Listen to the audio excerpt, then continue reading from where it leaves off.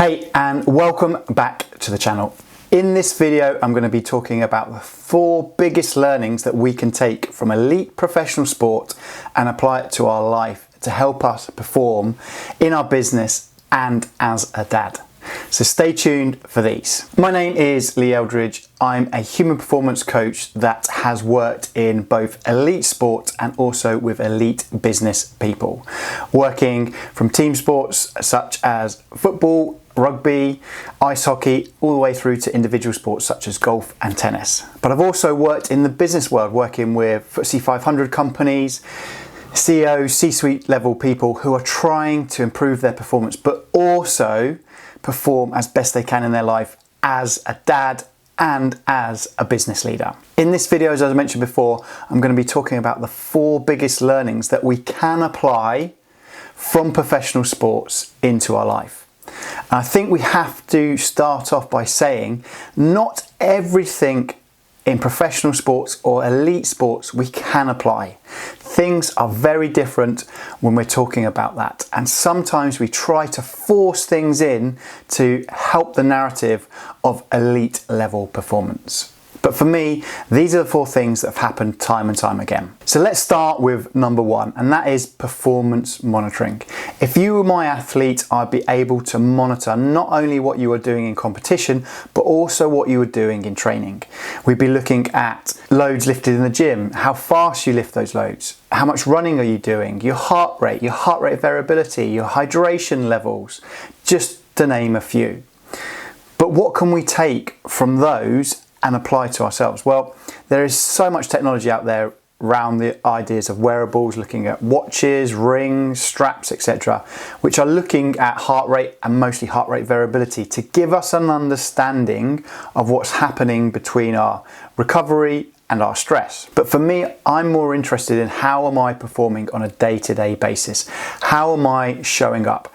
Am I tired? Am I well rested? Am I hydrated? Do I have the energy to go out and deliver and to show up when I need to deliver a great presentation, to have a fantastic coaching meeting with my client, and then come home and do it all over again as a dad and as a husband? And sometimes I feel that we focus too much on our business, too much on our profit and loss, what's going on, sales, leads, all that information's coming on board, and we're not actually pulling ourselves up and saying, wait, stop. How am I doing today?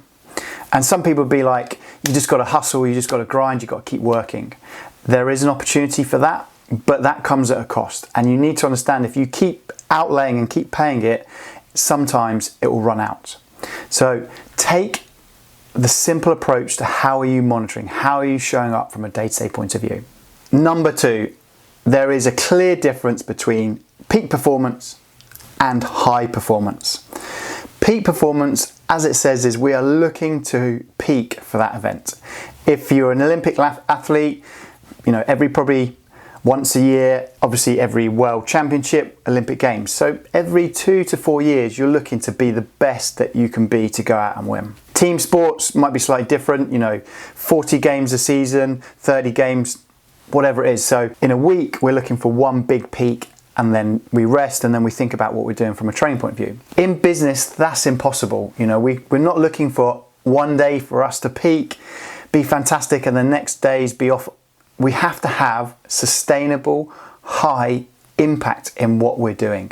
And that thought process of, right, we're going to be doing something that's quite hard work, having some recovery, having some low points, that is key.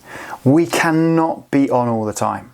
If you believe that you can wake up on a Monday morning and you go whatever time you start working, whether that's 5 o'clock in the morning or 10 o'clock in the morning, all the way through till Friday afternoon, Friday evening, and believe that you can perform to that high level, I think you're probably wrong. But we trick ourselves. We like more. So don't get caught down that trap. Take time to recover. Being bored and having this idle time or going for a walk is actually hugely benefit to thinking about problems and challenges. Step back, have a look around you, get outside, even if it's raining, snowing, wherever you are in the world, just take some time to be a human being, not a human doing. Number 3, be a successful failure. A few weeks back, I was doing a workshop day in quite a big company, and I was talking to their regional salespeople, and I said that you are successful failures. They all looked back at me and was like, what are you going on about? A successful failure is somebody who uses failure as a positive, as a learning tool, as a feedback tool. They do not get bogged down in the fact that they did something wrong or something didn't go according to plan. We need to be able to move from failure to failure with just the same approach as if we were doing it the first time around. A good friend of mine was talking about being successful, and this whole definition that actually success is just doing it one more time. So what can you do today just one more time? It doesn't matter if it goes right or wrong, but you're still prepared to put yourself out there. We all talk about this idea around, to be uncomfortable when we're feeling uncomfortable. This whole idea of trying to step outside our comfort zone as much as possible. And it is so true. But if we do and things don't go well, we have to move on. We have to take that impetus, that momentum into the next thing. It's very easy if we are successful and we win to sit back and relax. But failure automatically gives us that momentum and drives us forward. So go out there and be a successful failure. Last but not least, be a role model. I've had the privilege of being in some environments where there are fantastic role models as players, but also as leaders. They do the things that they need to do when nobody's looking. It's very easy to be shouting, to be running hard when you're in a big group of people and everyone's looking to you to be a role model. But actually, what do you do when nobody's looking at you, when nobody's around you? Do you take corners? Do you cheat? Whatever it may look like. So be that role model, because ultimately we want to be an influencer in the people around us, not only in the office or in the work environment, but when we get home. If we think about it, there's a huge epidemic of lack of activity from children all the way through to adults. And if you are a parent and you are not active, what do you think you are doing, and how do you think you're role modeling that to your children? You're basically saying, hey, it's okay not to be active. And then what happens is something goes wrong and we're like, wow, okay, we need to be more active. We need to get our kids outside. We need to get them to play sport. But if you are that adult, or if you're that parent that is role modeling those activities, they will look at you and they will copy you.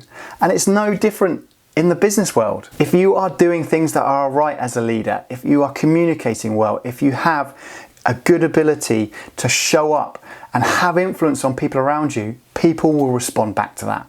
And that energy is one of the biggest things that we can do in life. I know the people that I work with who have huge amounts of energy, and that is because they know where they're going, they know their values, and ultimately they are purpose driven.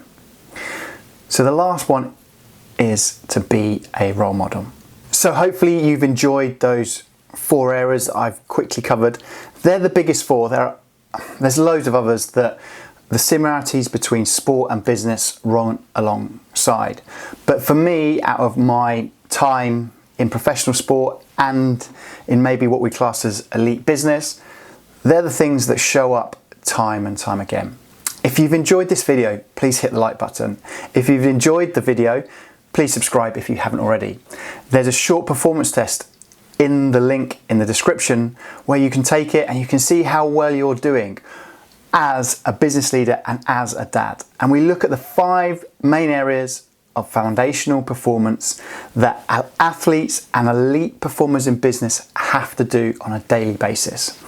Again, I hope you've enjoyed this video. My name's Lee Eldridge, Human Performance Coach, and hopefully I'll see you back for the next video.